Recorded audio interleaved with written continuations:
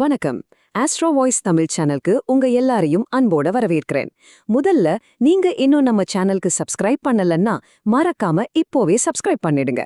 சரி, இன்னைக்கு நாம பார்க்க போறது சிம்ம ராசி. நீங்க சிம்ம ராசில பிறந்தவரா? அப்போ உங்களுக்குள்ள ஒரு ராஜா மாதிரி ஒரு கம்பீரம், ஒரு தனித்துவம், ஒரு ஆளுமை திறன் எல்லாமே இயற்கையாவே இருக்கும். ஆனா அதே நேரத்துல வாழ்க்கையில பண ரீதியா சில தடைகள், அதாவது எவ்வளவுதான் சம்பாதிச்சாலும் பணம் கையில நிக்க மாட்டேங்குது, தேவையில்லாத செலவுகள் வந்துட்டே இருக்கு, இதனால ஒரு மன விரக்தி, இந்த மாதிரியான சவால்களை சந்திச்சிட்டு இருக்கீங்களா? இனிமே அந்த கவலையே வேண்டாம். இந்த பதிவுல சிம்ம ராசிக்காரங்க அவங்களோட செல்வ வளத்தை எப்படி பெருக்கிறது, அந்த வீண் விரயங்களை எப்படி கட்டுப்படுத்துறது, வாழ்க்கையில அடுத்த கட்டத்துக்கு எப்படி போறதுங்கிறதுக்கான ரொம்ப ரொம்ப எளிமையான ஆனா அதே சமயம் ரொம்ப சக்தி வாய்ந்த பரிகாரங்களை பத்தி தான் நம்ம விளக்கமா பார்க்க போறோம்.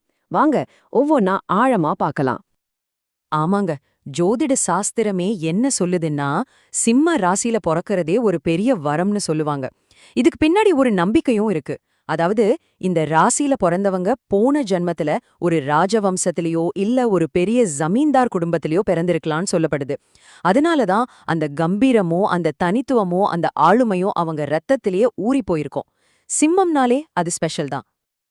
இப்போ இந்த ஸ்லைட்ல பாருங்களேன், சிம்ம ராசிக்காரங்களோட அந்த இரட்டைத்தன்மைய இது ரொம்ப அழகா சொல்லுது. அவங்கள வெளியிலிருந்து பார்க்கும்போது ஒரு ராஜா மாதிரி, ரொம்ப தைரியமா ஒரு கூட்டத்துல தனியா தெரியற மாதிரி இருப்பாங்க. ஆனா அவங்களுக்கு மட்டுமே தெரிஞ்ச ஒரு போராட்டம் ஓடிட்டே இருக்கும். பணம் நல்லா வருது, ஆனா வந்த வேகத்துல போயிடுதேங்கிற கவலை, சில சமயம் எதுக்குன்னே தெரியாம ஒரு மன விரக்தி. இதுதான் சிம்மத்தோட அந்த ரகசிய போராட்டம். சரி, இந்த பிரச்சனைகளை எல்லாம் எப்படி சரி செய்யறது?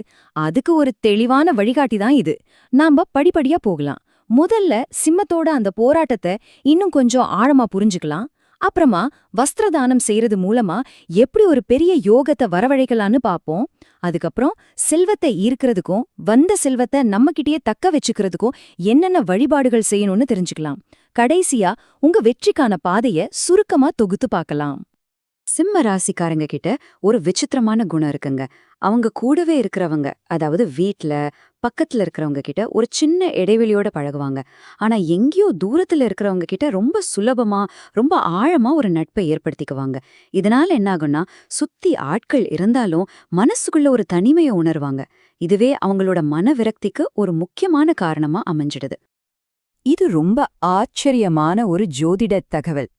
எப்படி ஒரு சிங்கத்தோட முழு பலமும் அதோட தலையிலையும் அந்த கழுத்து பகுதியிலையும் இருக்கோ, ஆனா அதோட கால்கள் அந்த அளவுக்கு பலமா இருக்காதோ, அதே மாதிரிதான் சிம்ம ராசிக்காரர்களுக்கும்.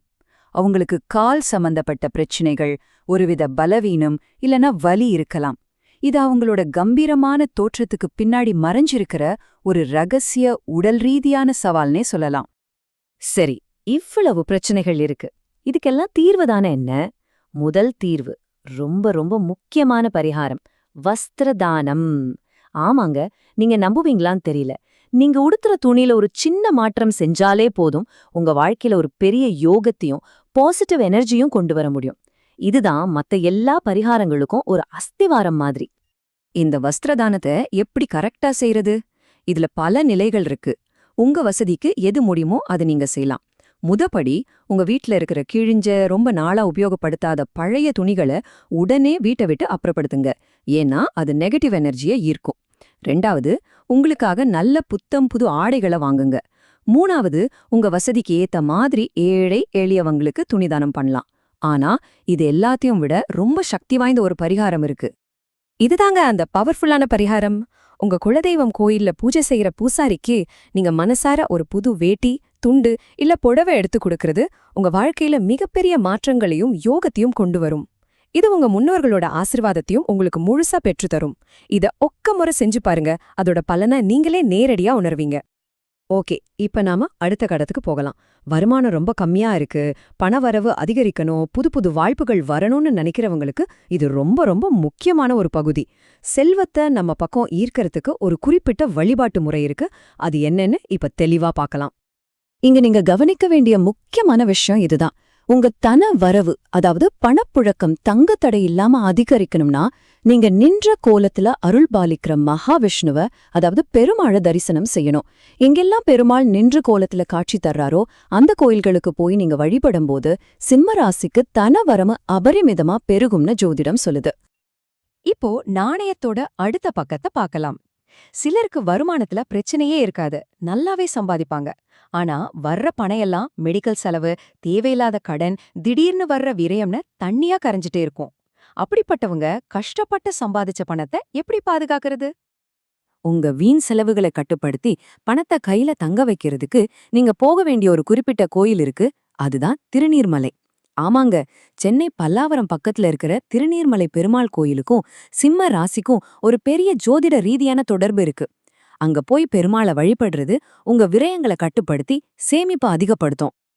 திருநீர்மலைக்கும் சிம்ம ராசிக்கும் அப்படி என்னதான் தொடர்பு, இதுக்கு பின்னாடி இருக்கிற ஜோதிட கணக்குகள் என்ன அப்படின்னுலாம் நீங்க ரொம்ப குழப்பிக்க வேண்டாம். சில தெய்வீகமான விஷயங்களை நாம ஏன் எதற்குன்னு நம்ம அறிவை வச்சு ஆராயறதை விட முழுமையான நம்பிக்கையோட செய்யும்போதுதான் அதோட முழு பலனும் நமக்கு கிடைக்கும். அதனால முழு நம்பிக்கையோட இந்த பரிகாரத்தை செய்யுங்க, நிச்சயம் பலனுண்டு. இதுவரைக்கும் நாம பார்த்த பரிகாரங்கள் எல்லாத்தையும் இப்போ சுருக்கமா ஒரு ஆக்ஷன் பிளான் மாதிரி பார்க்கலாம். இத நீங்க ஞாபகம் வச்சுக்கிறதுக்கோ உங்க தேவைக்கேத்த மாதிரி செயல்படுத்துறதுக்கும் ரொம்ப சுலபமா இருக்கும். இந்த 3 விஷயத்த உங்க மனசுல தெளிவா வச்சுக்கோங்க. உங்க பிரச்சனை எதுவா இருந்தாலும் அதுக்கு ஒரு தீர்வு இதுல இருக்கு. உங்க வாழ்க்கையில பொதுவா ஒரு யோகம் வரணும்னா வஸ்திரதானம் செய்யுங்க. உங்க வருமானத்தை அதிகப்படுத்தணும்னா நின்ற கோல பெருமாளை வழிபடுங்க. உங்க செலவுகளை கட்டுப்படுத்தி சேமிப்பை உயர்த்தணும்னா திருநீர்மலை பெருமாளை தரிசனம் பண்ணுங்க. உங்க தேவை எதுவோ அதுக்கு சரியான பரிகாரத்தை தேர்ந்தெடுத்து செய்யுங்க. இதோ உங்களுக்காக ஒரு போனஸ் டிப், ரொம்ப முக்கியமான குறிப்பு. திருநீர்மலை கோயிலுக்கு எப்ப போனா அதோட முழு பலனும் கிடைக்கும். நீங்க எந்த கிழமையில பிறந்தீங்களோ, உதாரணத்துக்கு நீங்க ஒரு ஞாயிற்றுக்கிழமை பிறந்திருந்தா ஒவ்வொரு ஞாயிற்றுக்கிழமையும் திருநீர்மலைக்கு போய் பெருமாளை தரிசிக்கிறது உங்களுக்கு கிடைக்கிற பலனை பல மடங்கு அதிகரிக்கும். அன்பான சிம்ம ராசிக்காரர்களே, உங்க வாழ்க்கையே ஒரு ராஜாவோட வாழ்க்கை மாதிரி கம்பீரமா இருக்க வேண்டியது. அதுக்கு தடையா இருக்கிற சில விஷயங்களை மாத்துறதுக்கான சக்தி வாய்ந்த வழிகளை இப்ப பார்த்தோம். இந்த எளிய செயல்கள் மூலமா உங்க விதியை நீங்களே தீர்மானிச்சு உங்க வெற்றி கதையை எழுத நீங்க தயாரா முழு நம்பிக்கையோட முயற்சி செய்யுங்க. வெற்றி நிச்சயம் உங்க பக்கம்தான். இந்த தகவல் உங்களுக்கு பிடிச்சிருந்தா மறக்காம நம்ம ஆஸ்ட்ரோ வாய்ஸ் தமிழ் சேனலுக்கு சப்ஸ்கிரைப் பண்ணுங்க. உங்க நண்பர்களுக்கும் ஷேர் பண்ணுங்க. நன்றி.